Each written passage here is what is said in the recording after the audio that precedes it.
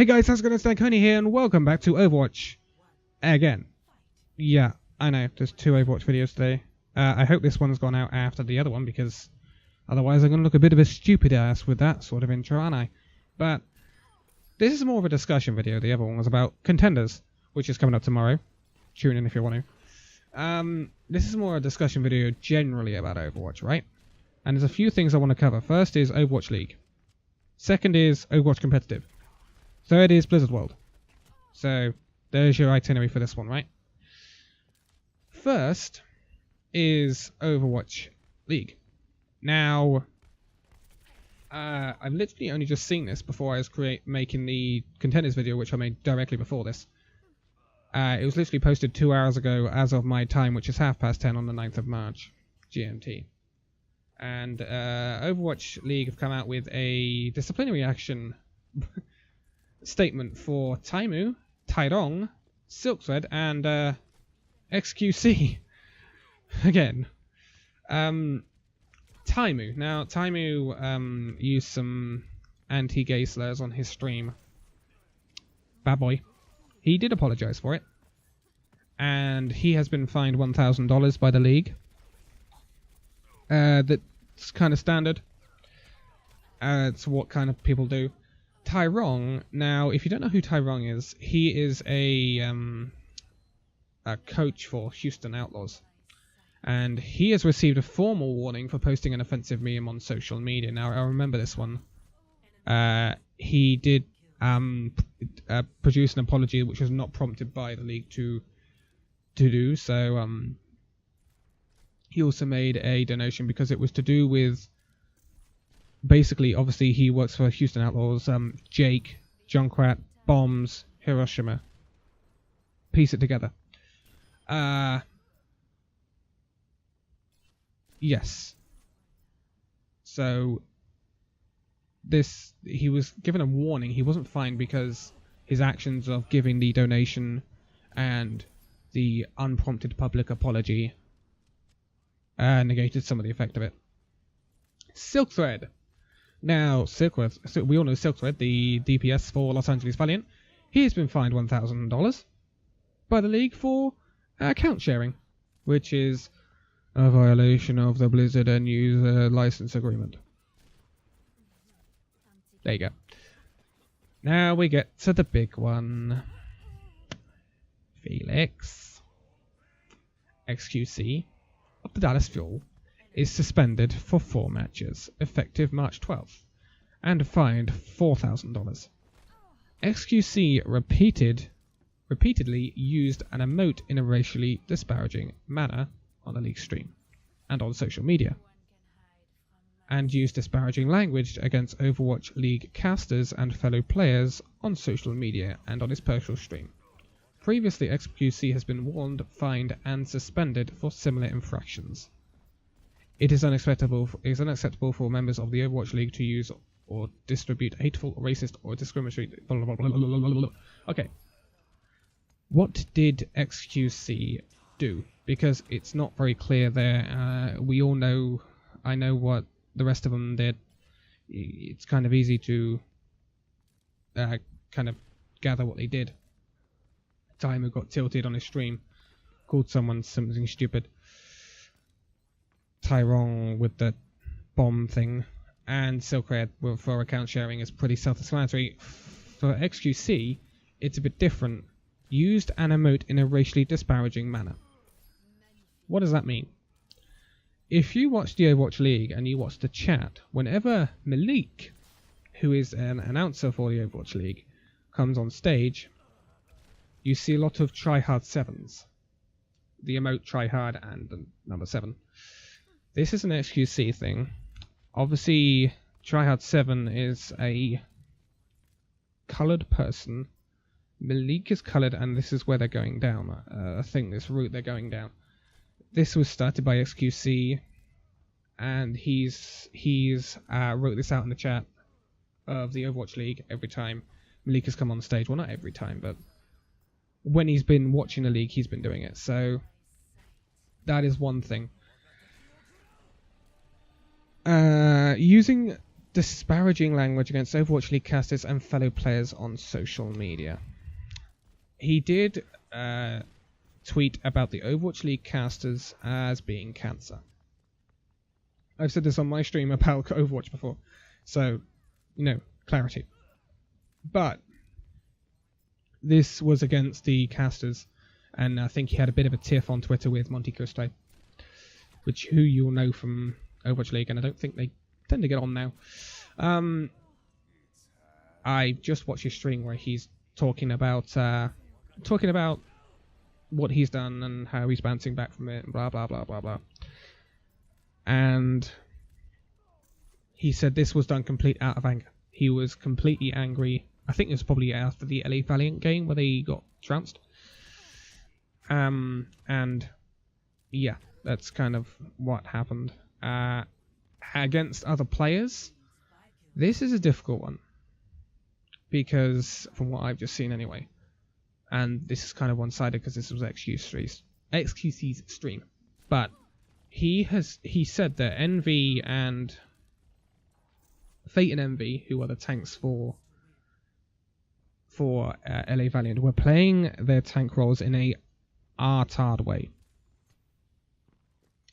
Now, obviously that's not right, is it?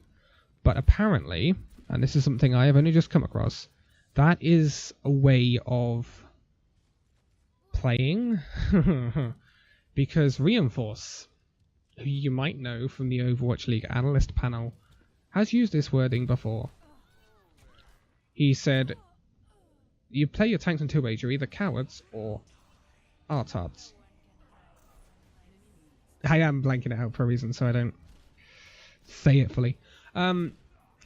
So it has been used before, and this is a bit of a weird one. It seems to be as soon as XQC has used it, he's now been brought up for it.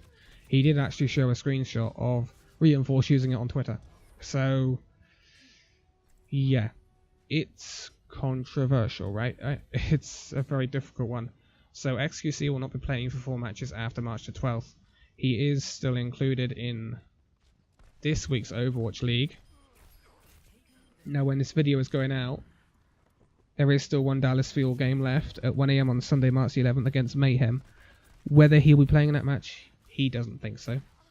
Whether Fuel will play him in the match, I don't think so. I think he's just not going to feature. He's not going to feature for the rest of this stage, probably. I wouldn't imagine. And this leads me to something else, right? How long did Dallas Fuel put up with XQC?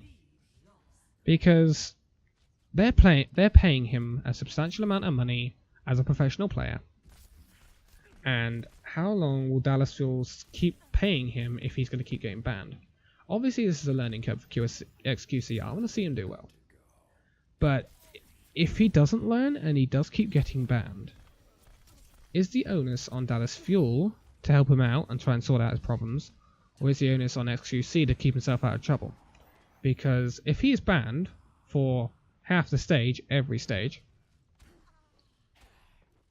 is he worth his wages?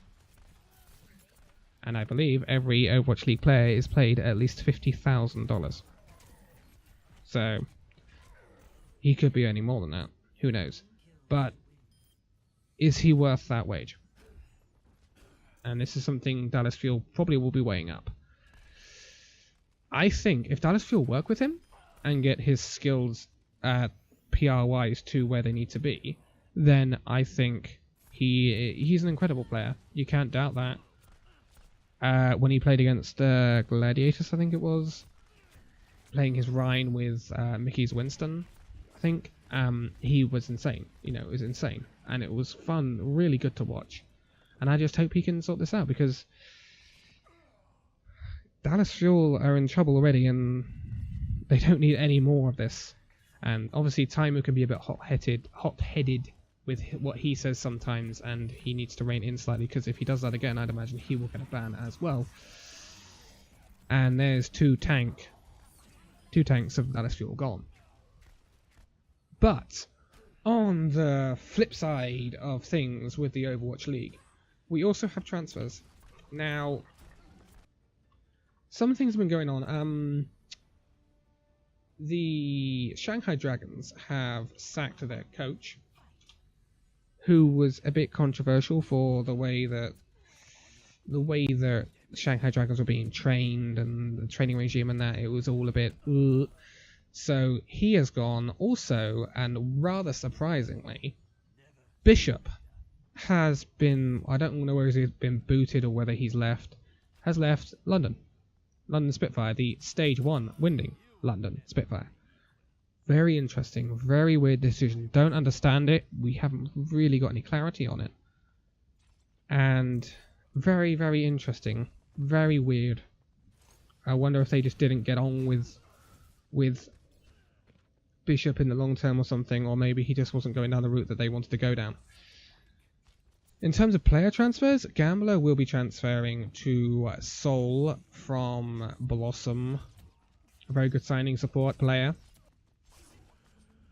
London have also been making moves again, because they will be signing TZ, who is a Korean tank player from Runaway, and then Dallas Fuel, yes, we come back to Dallas Fuel again, have signed OGE. OGE is a tank player, well known for his Winston. Now, this is weird, because they now have 3 people who can play Winston. Even 4 if you count Mickey. Although Mickey really is an off-tank. XQC can play the Winston. Taimu can now play the Winston. OGE will be able to play the Winston. You've got Mickey, who can play the off-tank. You've also got Taimu, who can play the off-tank. They're getting stocked up with tank players, but they're getting stocked up with Winston mains, which is really weird. Really, really weird. And earlier on the week, when I didn't know about any of this XQC stuff, I did worry for XQC, because I thought, are Dallas Fuel perhaps seeing OG as perhaps a replacement for him? Are they losing their patience with XQC? And Dallas Fuel as a team have some problems. They haven't got an identity right now. Are they a passive team? Are they a defensive team? Are they a attacking team? A really aggressive team? Aggressive, you get your XQCs. XQC is an incredibly aggressive player, whereas Taimu, and I'm not sure about OG, but Taimu definitely not so much. So it's very difficult, very, very difficult, and it'll be interesting to see how Fuel work with these new signings. But moving on, Overwatch competitive. How has your start to Overwatch competitive been for season 9? I have had a bit of a slow start, I'm not going to lie. So I think the toxicity levers sort of thing is honestly worse than ever. And this calls into a thing that I was literally on stream earlier, and I got a team of 4 support mains and 2 DPS mains. Why can't we? I know Overwatch, the devs don't want to input a role select, but why can't we just match up 2 tank mains, 2 support mains, and 2 DPS mains in a team so we can actually get proper comps? And people playing what they're good at. Because look at it, people are going to win less if they're not playing what they're good at, and people are going to enjoy it less if they're not playing what they're good at. So we need to find some sort of balance here, and I think that's what we need, some sort of matchmaking change that will put these people together so we can actually get proper team comps. And staying on the issue of Overwatch competitive, Blizzard World is obviously now in the game, in the competitive scene, and how have you been finding it? I want some feedback here. How have you been finding Blizzard World? Because I've played on it a few times now, and I've struggled to nail down how we do this. And I've seen a lot of full holds.